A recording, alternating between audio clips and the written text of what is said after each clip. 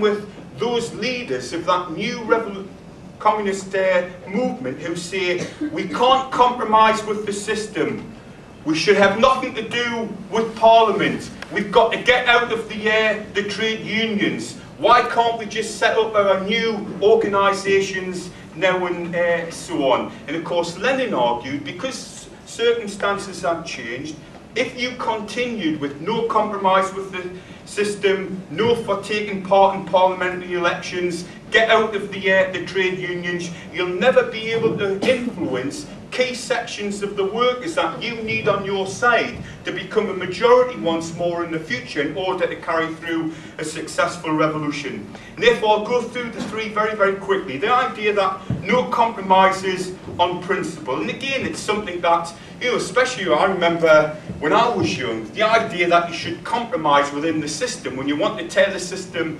apart is really hard to try and grapple with. But Lenin used the example, which was a direct experience that he had after the success of the Russian Revolution, when he says, compare it with someone being held up by armed bandits. And he says, imagine your car's held up by armed bandits.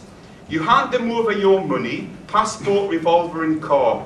In return, you are rid of the pleasant company of the bandits. This is unquestionably a compromise.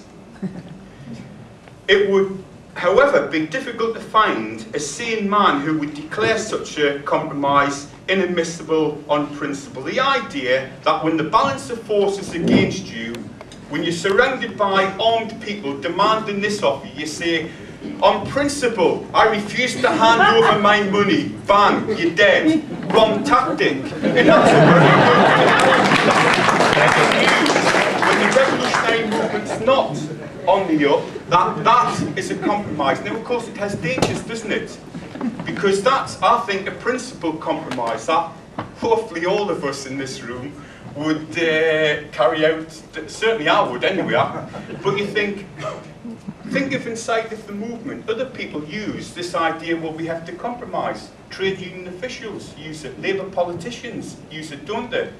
There's some astute general secretaries in the union that have read Lenin, have had a ground in those ideas, and they say, didn't Lenin say you had to compromise under capitalist society and so on? And that's important because really Lenin said the only way you can judge whether it's a compromise that you have to make is if you're grounded in ideas, if you're grounded in the idea of you have to have the total vision, you have to understand the balance of forces and so on, and what tactics should be applied, what the future holds, and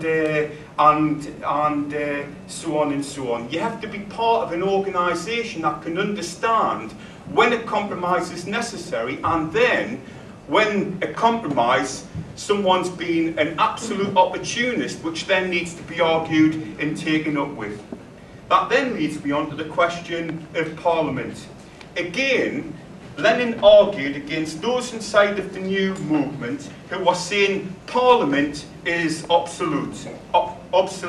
And of course Lenin at the time, and of course now, in one sense it's true. Again, I think most of us in this room think, Parliament, what a bloody waste of time. What has Parliament ever done for us? And again, when people have been involved in a revolutionary movement, when actually the question of Parliament is having much less impact inside of the working class movement, then of course you think that's a good slogan, isn't it? To hell with Parliament.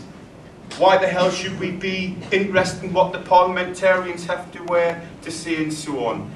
The question's not how we see Parliament, because we want to influence the majority of workers who still might think Parliament is something that has to be taken seriously. It is a form of politics and so on that still take part in elections and so on. That was definitely true in 1919 and 1920, even after the experience of revolutionary success in revolutionary movements, still the majority of workers took part in elections when it came to the parliaments or the assemblies in their different European countries and so on. And again, think of it today. no matter what we think of the Labour Party and Tony Blair or other politicians, even if we're living through historic changes, certainly in British society when it comes to people's view of Parliament, even in June the 10th, the majority of people still engaged in taking part in elections or in the general elections. It's still the majority inside of Britain. Not the 70 or 80% that it might have been 10 or 12 or 15 years ago, but certainly the majority, 65%, still take part in elections and so on. And therefore, that's why Lenin argued it's not just enough to have propaganda to announce Parliament is obsolete or whatever. It's not just good enough to have agitation in order to win workers to struggle to then get across your ideas. Workers will have to go through the experience, real experience, of who's on their side, who speaks for them and who doesn't, and so on. And therefore Lenin argued when revolution is not on the agenda, when the setting up of workers' councils is certainly out of the question then and then revolutionaries would have to use parliamentary elections, not in a sense of get us into Parliament and we'll change things on your behalf, but a platform for the arguments, for the ideas and the experience of workers having revolutionary representatives inside of Parliament in order to educate the backward sections, those workers that still can be won and need to be won to revolution and so on. Even in the Russian Revolution, the Bolsheviks stood in elections in the same argument to convince those that still believed politics was about voting rather than doing it for themselves and so on. And even if people made mistakes, Lenin argued that workers, political organisations can learn mistakes and enrich themselves with the experience of what to do next if they recognise what mistakes had been made and so on. And again, Lenin in the pamphlet argued that revolutionaries should come together in Britain to set up one communist party based on the consciousness of British workers and so on. He argued that the British Communist Party at the time should be inside of the new Labour Party, which was becoming a mass workers' party after 1918, not because he thought the Labour Party could be a vehicle for change, but that communists, a minority, would have to be connected with those workers that held reformist ideas that still looked to other forces to do it for them and so on. And again, he argued about the Labour Party that we should support the Labour Party like the rope supports the hangman. That is, there's a difference between workers who support the Labour Party and the Tory Party.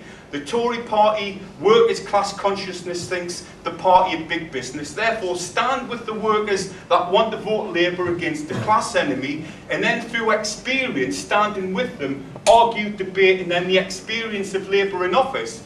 Again, unfortunately for us, we have hindsight that it's taken quite a number of Labour Party governments to really start to break down reformism and Labourism inside of this country. The two things, both Parliament and the idea of compromise, go hand in hand with what we do now. We stand in Parliament. We try to build a political alternative now which is respect, and it's something which I think comes out of left-wing communism. It's one, is it a compromise? Respect this is with the full spectrum of revolutionary platform. Yes, of course, it's a compromise. Is it a justified compromise? Yes, it's a justified compromise. When workers begin to move to the left, like they are in Britain now, they don't automatically one morning wake up and think, you know, Dave, I heard you speak 10 years ago. I thought you made not a sense, one iota of sense 10 years ago, but now I understand what you were saying therefore. When workers move to the left, when people move to the left, they do it in all sorts of different contradictory ways. They start moving to the left, they don't automatically go over to the most extreme. That's why, when you think of what's coming out of Stop the War, why Respect is a political organisation, which is the